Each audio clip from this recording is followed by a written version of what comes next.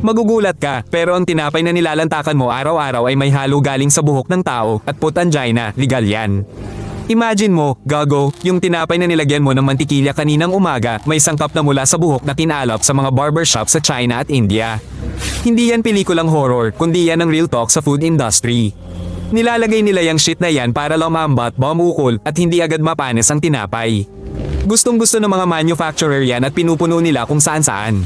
Sa label, nakalagay Isham20 o L16 at makikita mo yan sa mga baguettes, burger buns, donuts, at kahit sa pizza ng paborito mong fast food joint, Puttridge's. Oo, kunwari ligtas yan kasi tinutunaw ang buhok sa acid, nililinis at nakakakuha sila ng purong sangkap. Pero ang totoo, gago, produkto ng pinrosesong buhok ng tao ang kinakain mo. Ang mas baliw pa rito, pwede namang gawain mula sa balahibo ng bibe o sa lab na lang yung dagdag na yan. Pero mas mura ang buhok, kaya yan ang pinipili ng mga tarantadong manufacturer. Sa Europa at Amerika, pinapayagan yan ng batas kasi raw ligtas ang final product kahit pa parang eksena sa pelikulang Gago tungkol sa kanibalismo ang proseso. Kaya bawat bili mo ng sariwang tinapay sa supermarket, may posibilidad na buhok ng isang inchik mula sa probinsya ang laman yan. Putangina, grabe to, mga tol, pero ang pagbebenta ng buhok ng tao para gawing pagkain ay bilyong-bilyong negosyo at ang China ang kumokontrol sa 80% ng global market nitong kagaguhan na to. Kinokolekta ang buhok sa mga parlor, barbershop at binibili pa nga ng maramihan sa mga mahihirap na lugar. Ibinibenta ng mga tao ang buhok nila sa kakarampot na halaga, putangina, di nila alam na mapupunta yan sa almusal mo. Isang Chinese factory pa lang kayang magproseso ng hanggang 10 tonelada ng buhok ng tao bawat buwan. Nagiging libo-libong kilo ng additive na to. Tapos, ibinebenta itong additive na to sa buong mundo para gawing pagkain at makeup. Ganito ang proseso, tangina, hinuhugasan ang buhok, tinutunaw sa asido sa sobrang init, sinifilter, nililinis, at nakakakuha sila ng puting pulbos na walang amoy at lasa. Binibenta itong pulbos sa mga gumagawa ng tinapay, cake, at pati na rin karne. Oo, putangina, sinasaksak yung additive na gawa sa buhok sa longganisa at hotdog para lumambot. Kaya mas malaki ang problema kaysa sa iniisip nyo. Hindi obligado ang mga kumpanya na ilagay sa label kung saan galing ang Isham20 na additive, sapat na ang code lang at walang makakaalam na galing yan sa buhok, balahibo o gawa sa kemikal. Noong dekada 2000, nagka-iskandalo nang malaman na yung ibang batch ng additive na to ay gawa sa buhok na galing sa mga ospital sa China at puta, pati na rin sa bangkay sa morgue. Pagkatapos niyan, naglagay sila ng kontrol pero sino ba ang talagang nagche-check niyan sa totoo lang? Gulat na gulat ang mga vegan at religious group sa isyong to dahil sa totoo lang, ang tinapay na may buhok ng tao ay di pasok sa halal, kosher, at vegan standards. Tangina, hindi lang pala sa tinapay ginagamit ang sangkap na buhok ng tao, putya. Mayroon din ito sa mga cream para sa balat, shampoo, at pati na sa gamot laban sa kalbo. Sa pampaganda, isinasama itong sangkap para daw patibayin ang buhok at kuko.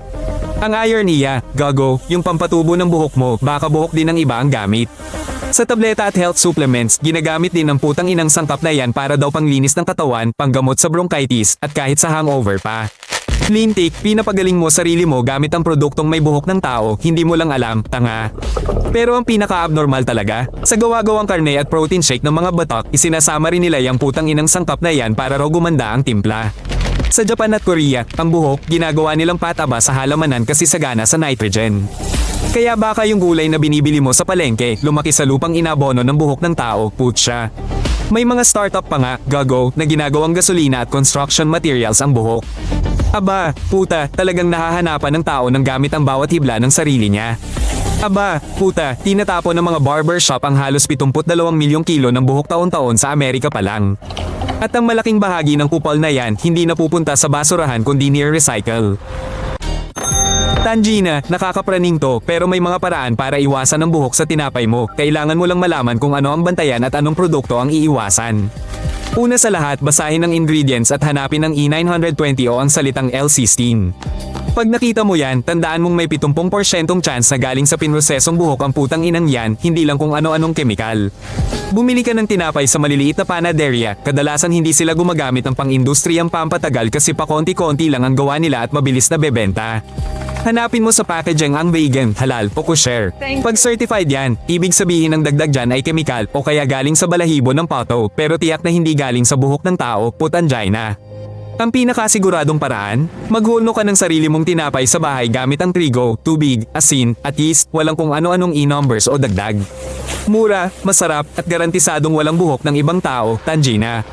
Kung bibili ka ng ready-made na tinapay, piliin mo ang whole grain o sourdough. Bihira silang maglagay ng pesting yan doon kasi ang ganitong masa ay kusang umalsa ng maayos kahit walang pampadagdag. Sa malalaking fast food chains tulad ng McDonald's, Subway, at KFC, siguradong may E920 sa mga buns nila. Kailangan kasi nila ng matagal na lambot at mahabang shelf life, kaya ang fast food, Tangina, garantisadong may buhok sa almusal mo. Ang dapat mong maintindihan, ginagawa ng industriya ng pagkain ang lahat para sa kita, hindi para sa kalusugan mo, ulol. Kaya kung hindi mo kontrolado ang kinakain mo, ang mga putang inang Chinese factory ng pinrosesong buhok ang kumokontrol para sa'yo. Putan China, nagulantang ako nang malaman kung unti-unting lumilipat ang mga manufacturer sa chemical additive imbes na buhok dahil sa pressure ng mga vegan at religious group, pero mabagal ang proseso kasi mas mura pa rin ang buhok. Ang chemical additive na yan, kaya nang gawin sa lab mula pa noong dekada 80, sanay na ang teknolohiya, pero putan China, 3 o 4 na beses na mas mahal yan kaysa sa buhok o balahibo ng ibon. May ilang kumpanya sa Europe na tuluyang nag-abandona na sa buhok at lumipat sa kemikal o gumagawa ng additive mula sa halaman, pero iilan lang yan sa libu-libong manufacturer, leche. Ang problema, di man lang alam ng mga bumibili tong kalokohan na to dahil walang nagbabasa ng ingredients at walang nagtatanong, at hanggat walang demand sa transparency, mas pipiliin ng mga producer ang mas mura, gago. Kaya nga hinihingi ng mga aktivista ang mandatory marking sa labels para makita ng tao kung ang additive ay galing sa buhok ng tao, sa balahibo ng pato o kemikal at makapamili sila ng may malay. Sa China, may mga bagong pabrika ng ginagawa kung saan ang additive ay gawa sa special na bacteria, yan ang future, pero mahal pa at di pa kayang i-scale para sa buong market, lintik. Habang binabasa mo to, sa isang sulok ng mundo, may kumakagat ng sariwang tinapay, di alam na ang laman ay pinrosesong buhok ng tao, at putan China, yan ang normal ngayon, na nakakaputa at nakakakulo ng dugo. Silipin mo pa ang ibang episode sa channel, at tiyak na marami ka pang ikagugulat, punyeta.